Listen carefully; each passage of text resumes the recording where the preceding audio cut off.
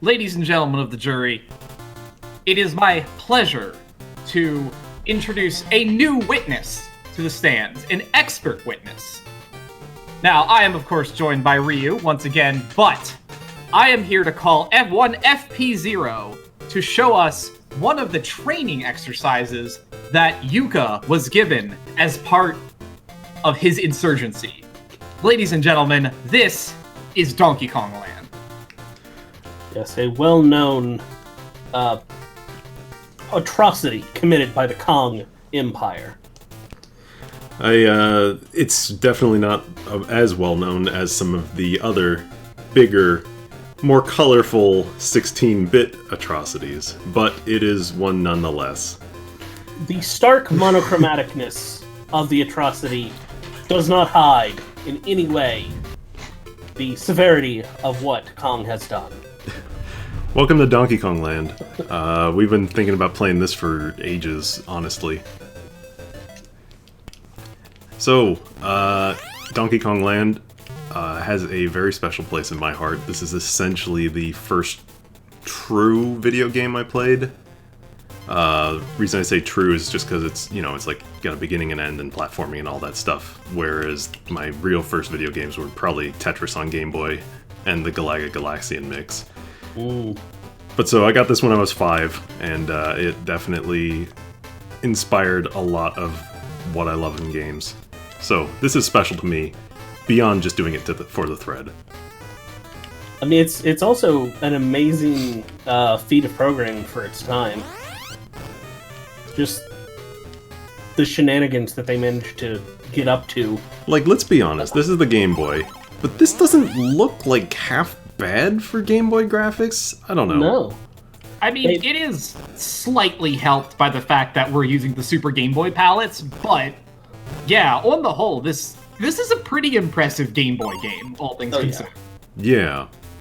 It actually... Especially since later on, like I believe it was 98, they would attempt to port the actual Donkey Kong Country, and it looked a lot worse. They basically used this same engine, and yeah, it doesn't look very good, even though that port is a really, like, it's impressive for what it is. Anyway, we just kind of ran... I don't have the level names, because they're not in-game, they're in the manual. Yeah. Well, we have the manual on hand. Yeah. It's probably just Jungle Hijinks. That was Jungle Jaunt. Oh. And now we're going to... Now we are going to Freezing Fun. Yeah, right off level 2 is an ice level. Yeah. So, one thing is, there's no Cranky Kong in-game, there's no Candy Kong saves or Funky or whatever. So in order to save your game, you actually have to collect all of the Kong letters in a level. Interesting. Thankfully, they're not normally that difficult to find. They're usually on the critical path. Yeah, I mean, given that they are literally tied to a necessary mechanic, especially for a... Those are checkpoints, by the way. Yeah. I'm going in the pit. As you do. I don't know what this thing is, but it's like this mirror... Oh, it's like this magic mirror. Let's be Diddy. Some sort of mystical hoop. This game... So what you're saying is that this is actually... Well, I mean, we can actually explain that. What that is Donkey Kong assimilating himself into the VR simulation that is this game. Yes. I should have played with the red palette. For those who are unaware, this game's storyline, in as much as it has a storyline, is quite literally Cranky Kong making fun of DK and going, "Yeah, you did a good job, but what if you did it again, but like on the Game Boy?" He makes a bet with DK that he can't do the same thing twice. Well, specifically that he can't do it without the aid of fancy graphics and the latest processing. I bet you can't do it if you're on the Game Boy. In fact, hold on. Let me read. Back to the jungle. Yeah. Right. Yeah, blah, blah, blah. Well, I've got to admit your last adventure was a bit more successful. Of course, put a few fancy graphics and some modern music on a game and kids will buy anything nowadays. You know how Cranky is. Mm-hmm. Yeah. Back in our days, understand, we had an extremely limited color palette to work with, and we still made great games. No way you could duplicate that feat today, Donkey my boy, no siree. And so, Donkey and Diddy try and defend themselves. It wasn't just for graphics, and thus the bet comes in.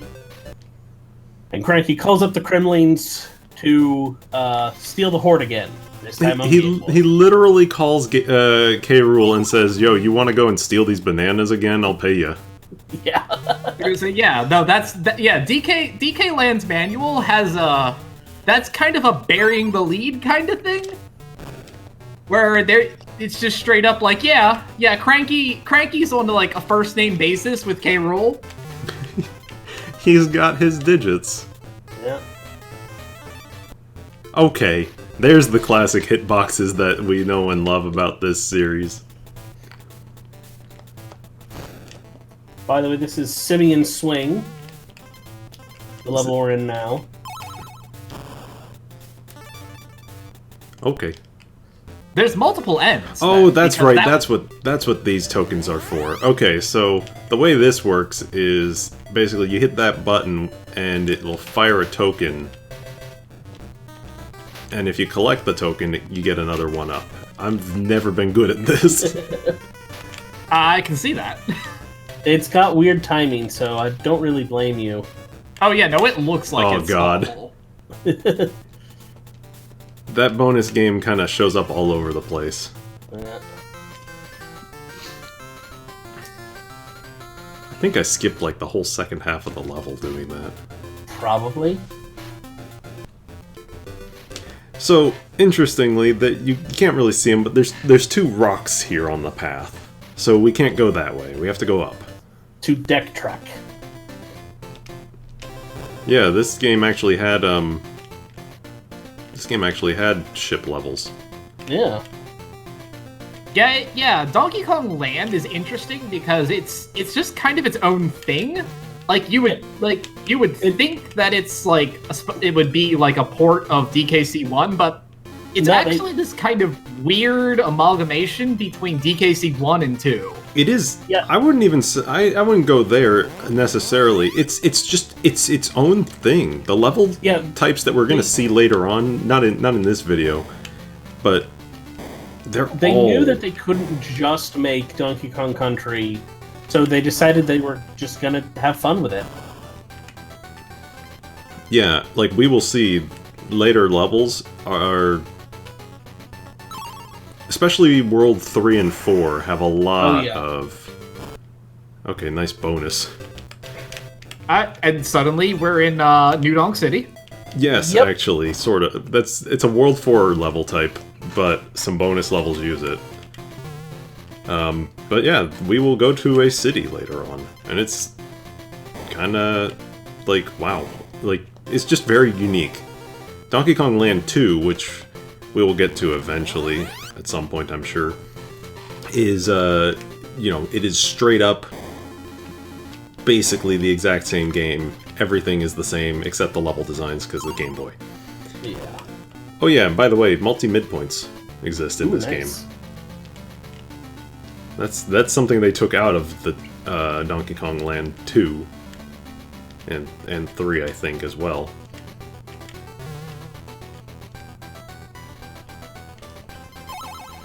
I've never played this on the Super Game Boy because I never owned one, so it's kind of neat seeing all these levels in different colors. I had the option to play it on, standard Game Boy graphics, but I figured the option was here for Super Game Boy, so why not try it? Also, it makes my videos look better.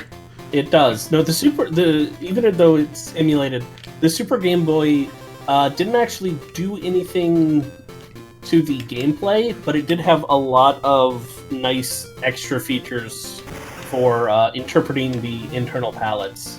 Yeah. Like, I've turned it off because I don't I would just crop it out anyway, but this is one of those games where it has a border. Also, Yes. Espresso is not super fun to use in this game, but I like the N and the G just lazily put on the same in the same room. so this is a bomb barrel that we need for the next levels. Interest. Oh, yes. Oh, okay, Roll up right. Yeah. So there's like an overworld thing. Okay, Just that's a cool. little bit of overworld stuff. So we can either go Yeah, left or we can either go right or down. Uh, I don't remember which is what. rope or tire trail. Rope ravine is right. Yeah, you're we'll go gonna right. get about the same level, or same number of levels anyways. Ah, back to the ice. Yes. World 1 is basically just like, hey, you remember Donkey Kong Land, or Donkey Kong Country? Let's put all those level types in here. Yeah.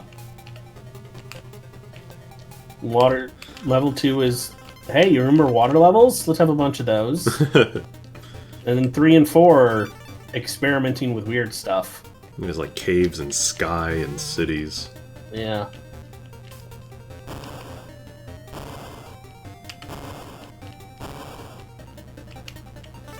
You see that yeah, barrel? Yeah, this snow palette is a lot. Maybe not worse, but Really? I would say that's. Yeah, you should have gotten that one. Yeah, I feel like the snow palette is probably one of the hardest to parse. Well, you got one level up. Yeah. One up. Okay. What's if I go? There. Okay. There's a rope up here. Yeah, I did not see it the first time either.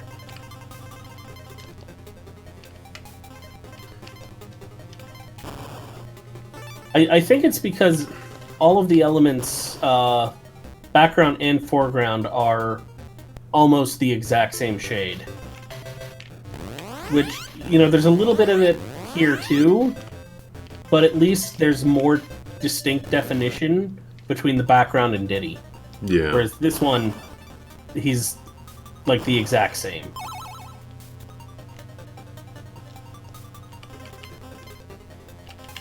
Just some extra bananas and, you know, a second goal. Why not? There's no Yeah. secret exits or anything. It's just sometimes the levels have, like, double goals because they hide something behind and, like, oh, why go back, essentially. Nothing wrong with that, Yeah. I guess. Tire trail. So I don't know what the deal is with these, the flying pig enemies. Yeah, they're just some of the new baddies. Hold on, they've got a description in the manual. Hold on, where are they? I think as a kid, I Hogwash the flying pig. think I stopped caring about the 1-up game very fast. Can't imagine why that was. Because it's Yeah. like the same bonus constantly. Okay, I'm up here now. This is a pretty good rendition of the DK Island Swing, to be honest. Yeah, Yeah. it's a Like, little for the- more like bass heavy, if that makes sense. Because they don't have the same richness of the tones. I mean, the Game Boy's sound chip is not exactly, No, it is not a wonder. It's not a miracle worker. Yeah, I'm saying it's doing very well, but it's had to take a new interpretation to make it work. Oh, But sure. it does well with it. You want to talk about an new interpretation? The remix of Voices of the Temple later on in World 2 is... I love the track. Yeah. We'll hear it when we get to it.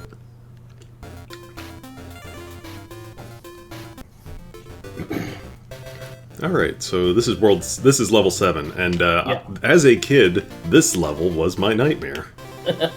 Well, this is Rig and Rumble, according to the manual. I mean, I can understand why a ship filled with flying pigs would be a night. Okay, sure.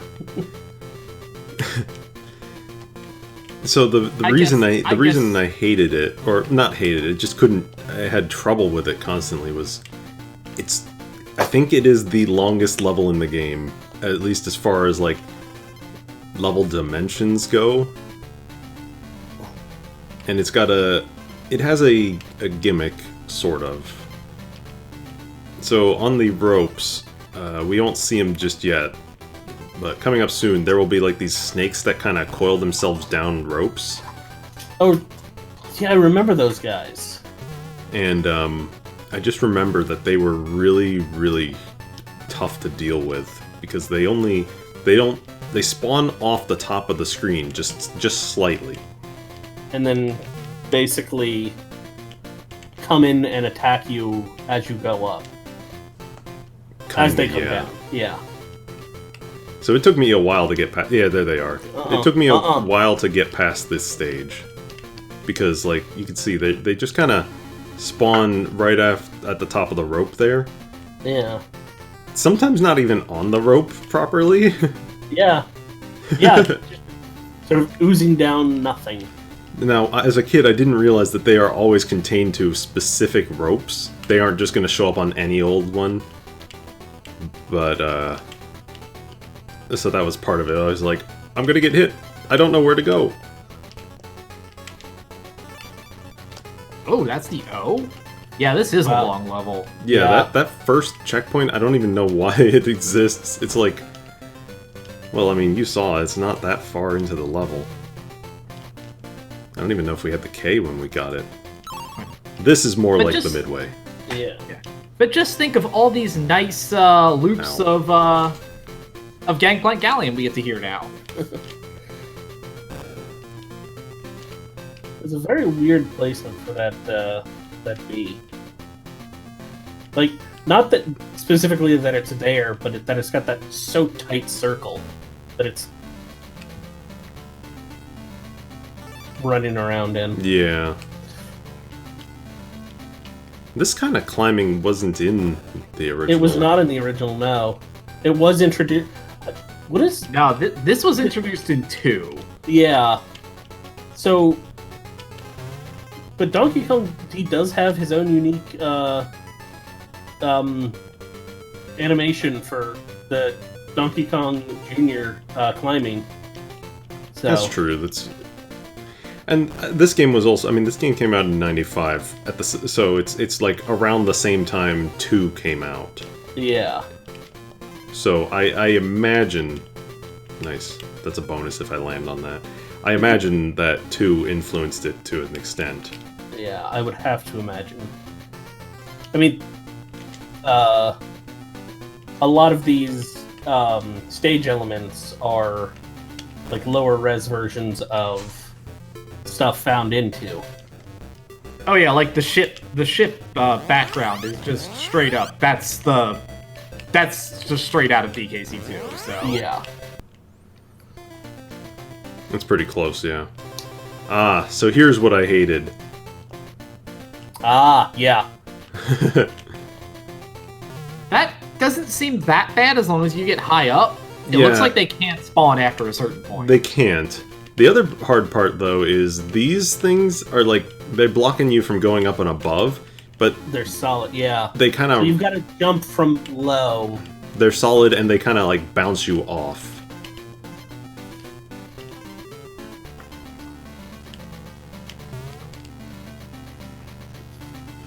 But then once you're finally through there, there's like a secret checkpoint up here with like a bunch of bananas and stuff. I don't know why this level of all levels is just like what it is. It's like so long in World 1. Yeah. And it's a relatively... I mean, I was 5, remember? I mean, it's not... It does generally seem out of place for World 1, though. Yes. Yeah, it's not that it is hard, but it is asking a lot more of you suddenly than the progression from any of the other levels. Yeah. And so it kind of stonewalled me for a little while. That singular level took about 33% of the entire time that we have played this game. Alright, this is Congo Carnage that we're in. I'm gonna not jump blindly on the trees.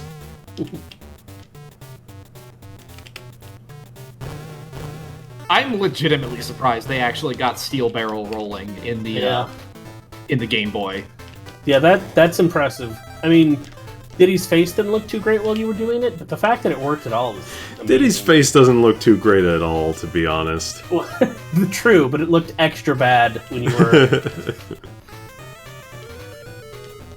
I like that every level has its own palette, for the most part.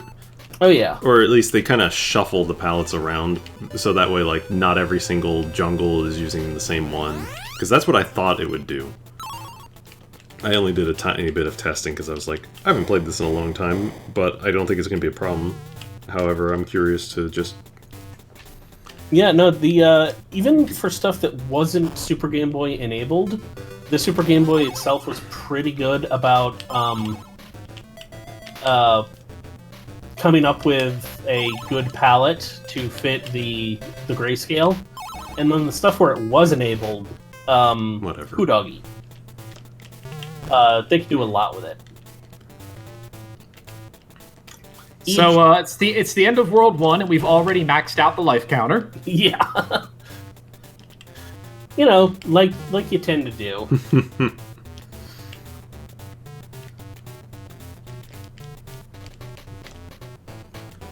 It does count beyond. I know that, but let's be honest. You know, the hard part for me was great. The hard part for me as a kid was getting game overs and only having 5 lives to do like challenging levels later on.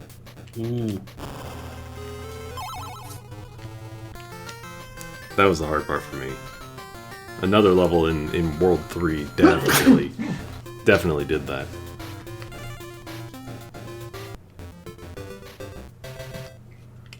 Arctic Barrel Arsenal.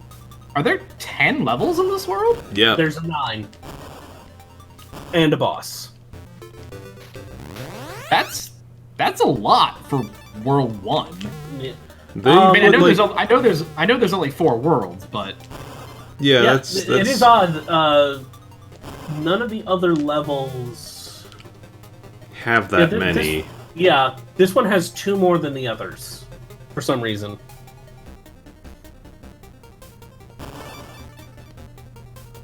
that sure was a cycle. It's a good thing DK is a big boy.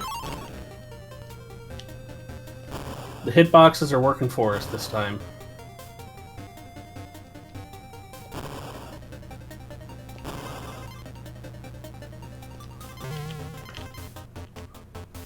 Later on, I played like all my Game Boy stuff on, Game Boy Color, and the way the Game Boy Color generally works is the sprites end up on their own palette, so a lot of stuff becomes easier to see because it would do one palette for the background and one palette for the sprites. Yeah. But on an original Game Boy, hoo boy. Yeah. I missed the end. Uh-oh. You're not going to be able to save your game this level. Are you going to make it? I don't know. Don't know. We might not have enough lives. And be cutting it close. Alright, so here's the boss. It's a bunch of manta ray things. So yeah, it's a stingray. What is this music? Doesn't remind me of anything It's unique, from the original. I believe. Yeah. Like, it's good. But yeah, like I can't place this at all. It does feel out of place. It's not bad, but it doesn't feel like it belonged. Hooray, we've done it. We are now in Kremlantis. Yeah, and we're just unceremoniously dumped into the next world. All right. Yeah, and you just go back and there's no world select, so you just kind of get to the end of a thing and then you press a D-pad and hope that it goes to where you want to go. Anyway, so that was World 1 of Donkey Kong Land, so... Yeah, that was Gangplank Galleon Ahoy, according to the manual. Well, thank you for joining us, and we will see you again when we go to World 2. Take it easy, folks. Later. See ya.